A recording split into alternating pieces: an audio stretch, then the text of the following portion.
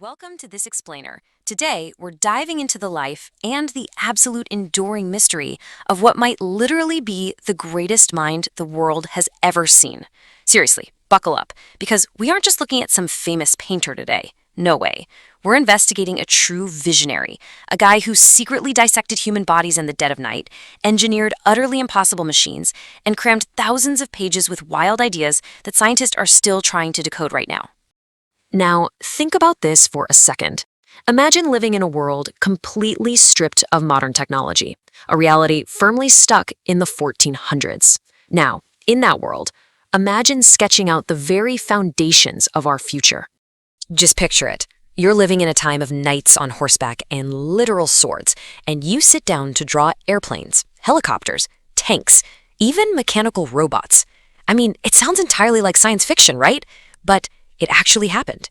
One guy did exactly that. He sketched out all of these mind-blowing, world-changing machines more than 500 years before they were ever actually built. So, on top of painting some of the most famous portraits in human history and slicing open cadavers to see how muscles worked, this single dude was conceptualizing the modern world half a millennium early.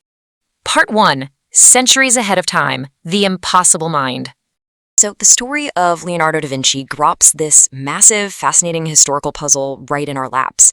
Was he simply a genius, smart guy who was just a product of his era? Or was he a man born centuries before the rest of humanity could even begin to comprehend him? Keep that question in the back of your mind as we go through this. Part 2, the peasant boy's curiosity, humble beginnings. Okay, to really understand the mind that envisioned our future, we have to ground ourselves in his actual historical reality. Born in April of 1452, Leonardo was not born into some wealthy or royal family. He started his life in the tiny rural village of Vinci, just outside Florence. Yet, boom, by the time he's 14 in 1466, he's sent off to apprentice in the big city. So, what exactly happened in those first 14 years? Well, he was the illegitimate son of a respected notary named Sir Piero da Vinci and a young peasant woman named Caterina. And look, in Renaissance Italy, being born outside of marriage, that was a massive roadblock. It usually meant your life opportunities were severely capped. You'd literally be barred from joining certain prestigious professions and guilds. But fate, as we're about to see, had a wildly different trajectory in mind for young Leo. You really have to notice the stark contrast in how he grew up. Right from the jump, Leonardo had this relentless, almost obsessive curiosity. While your ordinary 15th century kids were off playing with standard wooden toys, young Leonardo was spending hours just staring at the world. He'd watch insects, track cloud formations, and study the intricate veins on plants. Nature basically became his first real classroom. He wasn't satisfied just looking at things, he desperately needed to know the how and the why behind them. Every single leaf, every muscle movement, every little shadow completely fascinated him. Part 3. Eclipsing the Master, the Crucible of Florence. So it's 1466, and this intensely curious 14-year-old kid arrives in Florence to apprentice under Andrea del Verrocchio. But listen, Verrocchio's workshop wasn't just some stuffy traditional art school. It was more like a massive high-energy incubator. Painting, sculpture, engineering, metalworking, science, it was all colliding under one roof. This is exactly where Leonardo figured out how to observe deeply and tackle complex problems across a whole bunch of different disciplines. And his talent skyrocketed. There's this famous legend that while they were working on Verrocchio's painting, The Baptism of Christ, young Leonardo was given the job of painting just one of the background angels. Well, the angel he painted was so incredibly, breathtakingly realistic that Verrocchio supposedly took one look at it and vowed to never pick up a brush again.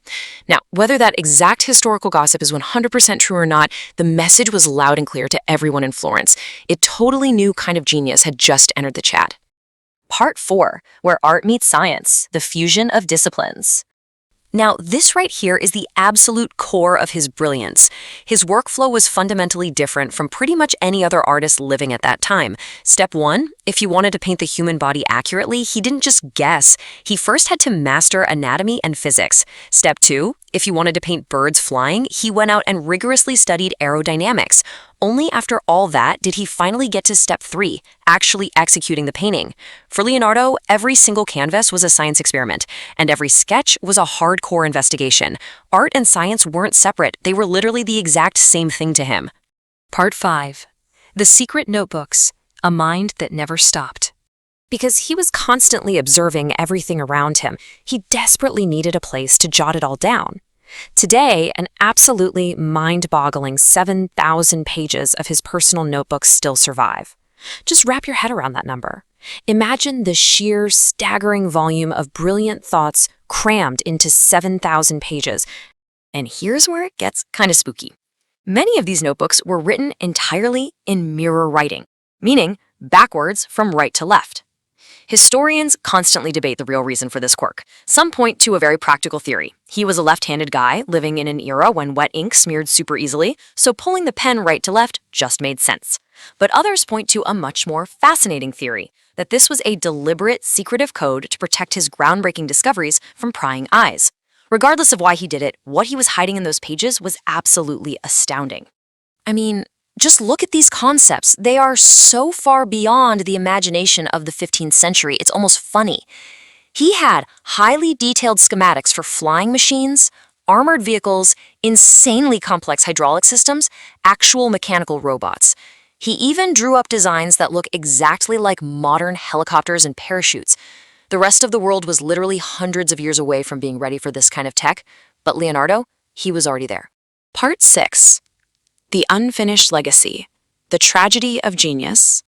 But here's the thing, when your brain is running centuries ahead of the world you're actually living in, it generates this really unique kind of friction. And for Leonardo, that friction resulted in a pretty tragic reality. Despite his totally unmatched brilliance, the guy rarely ever finished what he started. His brain was just too fast. He was always moving on to the next grand invention before finishing the last one. Because of this, so many of his greatest concepts never made it off the page. They remained beautifully drawn, but physically unrealized.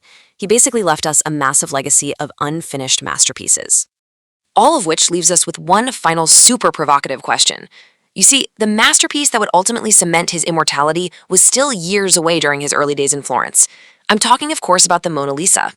Knowing what we know now about how he perfectly fused anatomy, optics, physics, and art, was the Mona Lisa really just a standard portrait?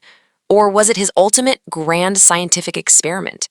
It's a piece of art that continues to completely baffle historians, scientists, and millions of everyday people to this very day. And honestly, it really makes you wonder, what else did this time-traveling mind leave hidden right in plain sight?